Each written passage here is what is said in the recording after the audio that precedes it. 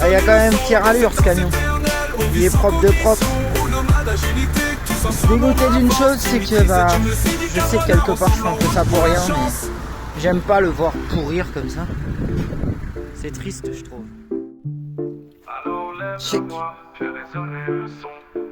Check mon titre. Check. Salut et fraternité les amis. Bah ça y est, on se retrouve à Mordoric. Ça fait bizarre. Ça fait vraiment bizarre. Hier soir j'ai fait un live, j'ai passé la nuit dedans, j'ai très bien dormi. J'avoue que ça va me peiner de le laisser encore une fois, mais bon. C'est comme ça. On va peut-être trouver le moyen de pouvoir trouver une solution. On verra bien. Et à côté de ça, j'ai fait un gros ménage dedans. J'ai pas eu le choix parce que dis donc, il était dans un drôle d'état. Et mais étonnamment, j'étais surpris c'est de voir qu'à l'arrière, il n'y avait pas d'humidité. Alors ça m'a vraiment choqué. J'étais content. Voilà, ça surprend. Par contre, à l'avant, bon, j'ai un peu de moisissure sur le volant, pommeau de vitesse, trucs comme ça, mais en soi, rien de dramatique, quoi. Donc, écoutez, ça va être la suite au prochain épisode. Là, je suis à la station de lavage, on va faire un petit coup de Karcher, parce qu'il en a besoin. C'est quand même franchement mieux, non? Désolé, il y a un peu de vent, les amis. Par rapport à l'état où il était, je peux vous dire franchement qu'il s'en tire plutôt bien. Bon, ce que je me doutais arriver, il est arrivé. C'est pas très français, mais ouais, il va falloir que je fasse la deuxième couche de peinture rapidement. Parce que du coup, en fait, ça c'est fait. Cette peinture-là, en fait, c'est une peinture protection anti-corrosion, mais elle est teintée en blanc. C'était par souci de limiter les coûts, mais c'est absolument pas. C'est un peu un primaire d'accroche si on veut, qui est brillant parce que ça permet au moins de pouvoir utiliser le véhicule sans que ils paraissent apprêtés et du coup en attente de peinture, mais il va être vraiment temps. Bon après je sais pas encore quel va être son destin, donc forcément c'est un peu dur d'y voir clair. Et là j'ai fait un petit coup de propre sur le tableau de bord aussi quand même, il faut bien. Donc voilà, et puis je vais vous montrer à l'intérieur tous les petits changements que j'ai fait. Bon, chose promis, chose due, de retour au spot. Du coup, je vais vous montrer l'intérieur. Alors après un grand ménage, j'ai passé ma journée à ça hier, objectivement. J'ai redécouvert ma cabane. Alors là j'ai mon petit poulet qui est en train de gentiment cuire, un peu trop je pense, mais voilà. J'ai installé cette petite lumière qui est fort pratique le soir, puis c'est stylé, ça ressemble à un petit robinet. Alors il y a celle-là qui va trouver une meilleure place en temps voulu, mais voilà. Ça fait son petit éclairage aussi, c'est plutôt pas mal. Alors du coup j'ai dû changer de couette et racheter des housses parce que ça me plaisait pas une fois sorti de la machine quoi. Donc voilà, alors il n'y a plus d'écran ni de télé ni rien du tout, tout simplement parce que celle que j'avais je l'ai descendue et elle a pas aimé le voyage jusque dans le sud. Donc voilà. Et autrement écoutez, je dois bien l'avouer que c'est agréable de retourner dans sa petite cabane quand même.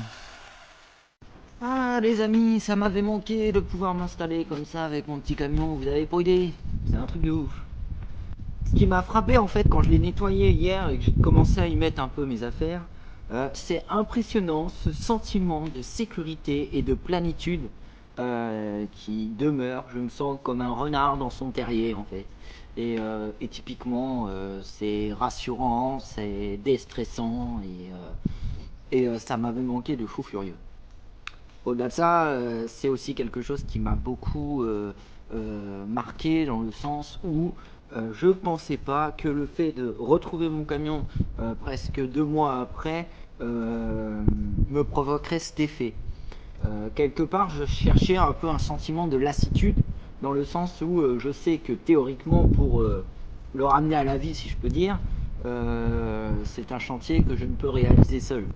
Alors typiquement c'est compliqué, c'est très compliqué dans le sens où j'avais jusqu'à là tout récemment dans l'objectif de trouver un véhicule, un camion ou un van qui serait dans les 2000-3000 euros grand maximum et dans un bon état. Typiquement, ça n'existe pas, hormis peut-être de très rares occasions, même en élargissant les recherches sur le territoire national, il y a très peu d'offres. Et le plus souvent, quand il y en a, il n'y a pas de contrôle technique, ou alors il y en a un, mais avec des frais à prévoir, ou alors ils ont un kilométrage exorbitant. Donc typiquement, on en est rendu là, quoi. Alors l'autre option que je pensais effectivement, c'était de repartir, essayer de retrouver le même modèle que le mien. Alors ça serait pas mal dans l'idée. Maintenant ça peut être quelque chose qui va être compliqué parce que j'ai un ami qui m'est cher, qui m'aide beaucoup dans cette optique, mais le fait de dépendre et de demander, c'est quelque chose que j'acquiesce mal. Donc c'est pas une option que je privilégie beaucoup. Et là, la dernière option que j'aurais sur la table, ce serait effectivement de réhabiliter mon camion. Et le problème de Rick, c'est déjà de 1 la corrosion. Alors pour vous expliquer grosso modo, il y avait ce problème de connu de base, mais le truc qui s'est passé, c'est surtout que ça s'est drôlement empiré, à tel point que là il faut vraiment faire quelque chose. Et c'est pas de gaieté de cœur que je l'ai laissé quand je suis redescendu dans la Haute-Garonne. Repartir sur un nouveau camion veut dire nouvel aménagement. Typiquement, ça me semble être compromis. D'où le fait que je tiens absolument à sauver mon camion, puisque lui est déjà aménagé et il est aménagé par rapport à ma pathologie aussi. C'est vrai que c'est pas des aménagements les plus beaux, aussi par souci d'argent, mais des plus conventionnels qu'on peut voir, mais il est fonctionnel à côté de ça. Et je pense que j'ai tout misé là-dessus et il y a une raison. Et il ne faut pas oublier qu'aussi c'est beaucoup de récup. Donc ceci explique cela. Allez, je vous emmène en balade. Ensemble en route pour la chance. On roule nomade, agilité dans nos pas. Dimitri dans la vibe, appelle-moi Jimboto, ça va. Frère d'esprit, unis comme les étoiles. Rémi la prod, poto, ensemble on fait pas de détails. On roule nomade, agilité dans nos pas. Dimitri dans la vibe, appelle-moi Jimboto, ça va. Frère d'esprit, unis comme les étoiles. Rémi la prod, poto, ensemble on fait le bail. Alors lève la voix, fais résonner le son. Dans cette danse éternelle, on vit sans condition. Roule nomade, agilité, tous ensemble on avance. Dimitri c'est une syndicat de renard, ensemble en route pour la chance.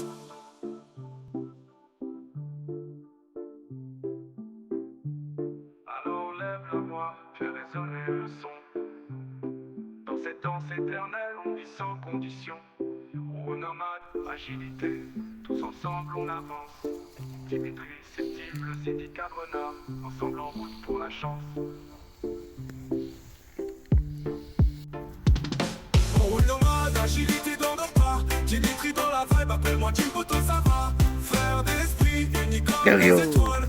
Rémi la prod, poto, ensemble on fait pas de détails. Allez mon On roule petit, nomade, agilité dans nos pas. Dimitri dans la vibe, appelle-moi Jimboto, ça va. Frère d'esprit, unis comme les étoiles. Rémi la prod, poto, ensemble on fait pas de détails.